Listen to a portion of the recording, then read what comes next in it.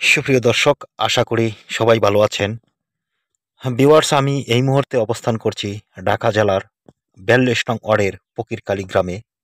আর এই ফকিরকালী গ্রামে আসার একটাই কারণ, এই গ্রামেই জন্মগ্রহণ করেছিলেন বর্তমান সরকারের উপদেষ্টা নাহিদ ইসলামের পৈতৃক বাড়ি এটা। আর আমার সম্মুখে যিনি দাঁড়িয়েছেন তার পুহু, তার সাথে কথা বলবো। আসসালামু আলাইকুম, ওয়ালাইকুম আসসালাম। কেমন আছেন? জি, জি, আলহামদুলিল্লাহ ভালো। আচ্ছা, আমরা যেখানে দাঁড়িয়ে আছি সেটি হচ্ছে বর্তমান সরকারের ডাক ও টেলিযোগাযোগ মন্ত্রীর দায়িত্ব পেয়েছেন নাহিদ ইসলামের পৈতৃক বাড়ি এটা। জি। আপনি সম্পর্কে এর আগে একজন ফুপুর সাক্ষাৎকার নিয়েছিলাম, আপনি কত নাম্বার? আমি এই ফুপুদের মধ্যে ২ নম্বর। মেজু ২ জি, নাম্বার। জি, মেজর। আপনার এই বাতিজা নাহিদ ইসলাম ভাইয়া, তার সম্পর্কে দু একটি কথা বলুন। ছোট থেকে সবকিছু। তার সম্পর্কে বলার কোনো শেষ হবে না। সে ছোট থেকে আমাদের কাছে মানুষ হইছে, আমরা আদর ভালোবাসা দিয়ে তাকে মানুষ করছি। কখনো এতটুকু দেখি নাই যে কার সাথে মুখ কালা করে কথা বলতে, ঝগড়া করতে বা কোনো কিছু মানুষকে কষ্ট দিয়ে কথা বলতে কখনো দেখি নাই। সে ছোট থেকে যেমন ছিল, বড় হওয়ার পর সে আরেকটু ভালো হয়ে গেছে, এরকমই। তো তার সম্পর্কে মানুষ কখনো বলতে পারবে না যে, কোনো অভিযোগ দিতে পারবে না যে সে খুব ঝগড়াটি বা অন্যরকম দুষ্ট টাইপের ছেলে।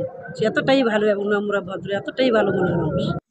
আপনার ভাইয়া ভাবি নাহিদ ইসলাম ভাইয়ার বাবা মা, তাদের সম্পর্কে এবং দাদি, তাদের সম্পর্কে একটু বলুন। তোমার ভাই বলতে গেলে অমায়িক মানুষ, এলাকায় এক নামে সবাই ছিলেন জমির, কারণ সেই এরকমই ছিল। তো তার চরিত্রগুলো তার ছেলে পাইছে। কারণ ভাবি সে অনেক ভালো মনের মানুষ। আমার মায়ের জায়গায় সে, আমরা মায়ের কাছে যতটুকু আবদার করছি এর চেয়ে বেশি করে ভাবির কাছে। ভাই আমাদের মা বাবার মতো ছিল, এখনো আছে। আশা করি ভবিষ্যতে এমনই থাকবে। ৫ আগস্টের সময় ভয়ঙ্কর দিন কেটেছে, সেই সময়টা যদি একটু বলতেন। তখন তো ছিল গিয়ে আপনার খুবই, কি বলবো, এতটাই ছিল যে সবাই টেনশন, সবাই নামাজ কালাম বেশি করে ধরতাম।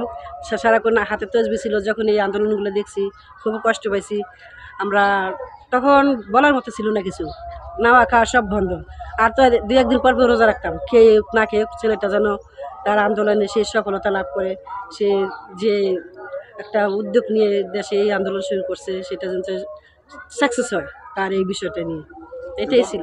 যখন শুনতে পান যে আপনার বাতিজাকে ডিবি অফিসে ধরে নিয়ে গেছে, সেই খবরটা কার মাধ্যমে প্রথম জানতে পারেন? তখনটা খবর ১ দিন পরে পাইছি মনে হয়, সম্ভবত ১ দিন পরে। খুবই তখন যে আফসোস, সবাই এমনিতেই আফসোস ছিলাম আন্দোলন নিয়ে। তারপর আরোটা কষ্ট পাইছি যে ছেলেটা যেহেতু ডিগ্রি অফিসে নিয়ে গেছে, গোপন সূত্র থেকে আমরা জানছি, হয়তো আর ফিরে পাওয়ার কোনো আশা নেই। তো আমরা বিভিন্ন জায়গায় ঘোরাফেরা করছি, ভাবিকে নিয়ে, ছোটো বোনকে নিয়ে, তাকে একটু খোঁজ পাওয়ার জন্য। তো সেই খোঁজটা আমরা কোনো জায়গাতে পাইনি। ভাইয়া বলতো যে হয়তো ছেলেকে হারাইবে, আর হয়তো পাবো না। ভাইয়া বাড়ির সবাই খুব কান্নাকাটি করতো, আমার মা। তো একটাই ভরসা ছিল যে আল্লাহ যদি তার পক্ষে থাকে, সেই ন্যায়ের পক্ষে থাকে, অবশ্যই তাকে আমরা ফিরে পাবো। এই আতঙ্কের মধ্যে ২ দিন পর আবার খোঁজ পেয়েছি। তখন সবাই একটু আশ্বস্ত, যাই হোক মরে তো যায়নি, আহত হোক বেঁচে আছে। ৫ আগস্টের পরে তো অন্তর্বর্তীকালীন সরকারের উপদেষ্টা, সেটার যে আনন্দ, একটা অনুভূতি, সেটা একটু বলেন। সেই অনুভূতিটা খুবই গর্বের এবং খুব সুখকর ছিল। তো অনেকটা কষ্ট ট্রাগলও করছিল যে এই পর্যন্ত আসতে পারছে, এটা আমরা অনেক অনেক খুশি ছিল। শুধু আমরা না, দেশের প্রতিটা লোক ওরা খুব ভালোবাসতো, সবাই খুব আনন্দিত ছিল। এটা বলার মতো না। গ্রামবাসীর পক্ষ থেকে ওনাকে যেদিন সংবর্ধনা দেওয়া হয়, আপনি ছিলেন এখানে? হ্যাঁ, হ্যাঁ, আমি এখানে ছিলাম। কেমন লোকজন হয়েছিল ওই দিন? হ্যাঁ, হ্যাঁ, ভিড় এতটাই ভিড় ছিল, আমাদের এই অত এলাকার আশেপাশে কোনো মানুষ ছিল না। সে রাস্তাটা এতটা ব্লক ছিল, আমাদের বাড়ি থেকে মসজিদ পর্যন্ত, এবং লোকারণ্য ছিল। এটা বলার মতো ছিল, এতটা তাকে ভালোবাসে তখন বুঝতে পারছি। এখন তো মানুষ জানে যে আপনি নাহিদ ইসলাম ভাইয়ার ফুফু, তা আপনাকে কেমন মূল্যায়ন করে মানুষ? মূল্যায়ন এটা বলা লাগে না, কারণ নিজেরটা বললে তো অন্যরকম লাগবে। কিন্তু সেরকম সবাই এতটা ভালোবাসে, এক নামে সবাই তাকে এতটা শ্রদ্ধা করে, ভক্তি করে, সম্মান করে। এখন আমাদেরকে অন্যরকম দেখে। আমাদের বাড়ি আগের থেকে সবাই আমাদেরকে সম্মান করতো, খুব সমীহ করতো, কিন্তু এখন আরো বেশি। নাহিদ ইসলাম ভাইয়ার দাদা সম্পর্কে একটু বলুন। আমার বাবা ছিল খুব সহজ সরল মনের মানুষ, আর মানুষকে অনেক ভালোবাসতো। এলাকার মানুষ কোনো দিন তাকে কোনো খারাপ কিছু বলতে পারবে না। আর আমার বাবা তো ভাইদের মধ্যে সে নাই ছিল সবার চেয়ে বড় নাতি। তার মধ্যেও যে এতটা ভালোবাসা ছিল যে নাতির প্রতি, তো বলার মতো না। আমার বাবা এতটা ভালো মানুষ ছিল। আচ্ছা, নাহিদ ইসলাম ভাইয়া এখন সরকারের উপদেষ্টা, এখন এলাকাবাসী হিসাবে বা আপনি আত্মীয় স্বজন হিসেবে কি চাওয়ার আছে ওনার কাছে? না, চাওয়ার আমাদের চাওয়া নেই। আমাদের একটাই চাওয়া যে আমাদের ছেলে আরও উপরে উঠুক, সবার সম্মান অর্জন করুক, সে মানুষের জন্য আরও ভালো কিছু করুক। আর দেশের মানুষের চাওয়া তো রাস্তাঘাটে একটু অকেজো বা একটু কাঁচা রাস্তা আছে, রাস্তা যেন একটু ভালো হয়। হ্যাঁ, হ্যাঁ, ওগুলো যেন সম্পূর্ণ করা হয়।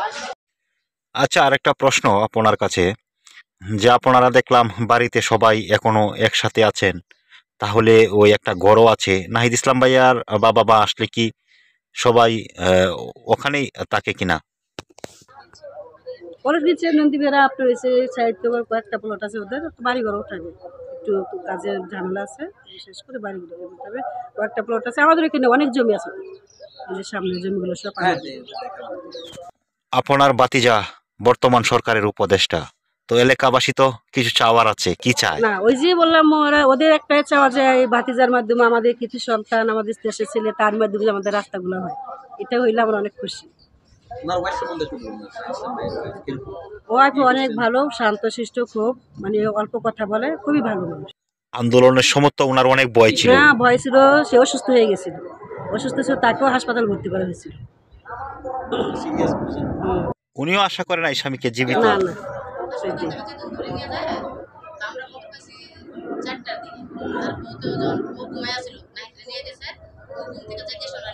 তবে সেও ফিট হয়ে গেছে, অজ্ঞান হয়ে গেছে, তাকে হাসপাতালে ভর্তি করা হয়। ওনার শ্বশুর শাশুড়ি বেঁচে আছে? আচ্ছা, আরেকটা প্রশ্ন, আপনার আম্মু তো এখনো বেঁচে জি, আছে, আমার আম্মু বেঁচে আছে। দাদির সাথে তো নাতির অনেক ভালো সম্পর্ক অনেক থাকে। ভালো সম্পর্ক, খুবই ভালো। কয়েকদিন আগে আমার ভাইয়া নিয়ে গেছিল, প্রতিদিনই ফোন দিয়ে দাদিকে দেখার জন্য। ওর মা আমাকে গেছিল, দু একদিন বেড়ায় আসছে এখান থেকে। তো ওর সাথে আমাদের কথা হয়, কিন্তু এখন তো খুবই ব্যস্ত, খুব একটা। হ্যাঁ, হ্যাঁ, মাঝে সাঝে কথাবার্তা হয়, আমরা দেখা যায় মেসেঞ্জারে একটা কথা বললাম, এটা রিপ্লাই আসে পরে, কিন্তু ফোনে খুব একটা কথা হয় না এখন। ভাবি ভাইয়ের সাথে প্রতিদিনই কথা হয়, ওরা যখন সময় পায় সে আসে, আমার ভাইয়েরা যায় ওর বাসায়। আমার শ্বশুর বাড়ি হচ্ছে ড্যামরা, আমি থাকি এখানে, স্বামী বাইরে থাকে, সৌদি থাকে। একটা মেয়ে আছে, ছোট্ট। যাক, আপনার বাতিজার কথা অনেক তথ্য দিয়েছেন। ঢাকা ভার্সিটিতে চান্স পাওয়া অনেক ভাগ্যের ব্যাপার। বিশাল। তো সে ছোট থেকে খুবই মেধাবী ছাত্র ছিল, খুবই।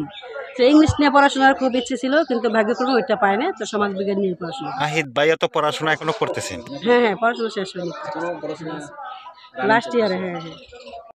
যাক, আপনাকে অনেক অনেক ধন্যবাদ, ব্যস্ত সময়ের মাঝেও এতক্ষণ গুরুত্বপূর্ণ তথ্য দিয়েছেন। আপনার বাতিজা নাহিদ ইসলাম ভাইয়ার প্রতি রইল অনেক অনেক ভালোবাসা, এবং দেশের মানুষের যাতে ভালো কিছু করতে পারে ওনার জন্য রইল দোয়া এবং শুভকামনা। আপনাকেও আমার চ্যানেলের পক্ষ থেকে অসংখ্য অসংখ্য ধন্যবাদ। ভালো থাকবেন, সুস্থ থাকবেন। আপনারা ভালো আসসালামু থাকবেন। আলাইকুম। ধন্যবাদ।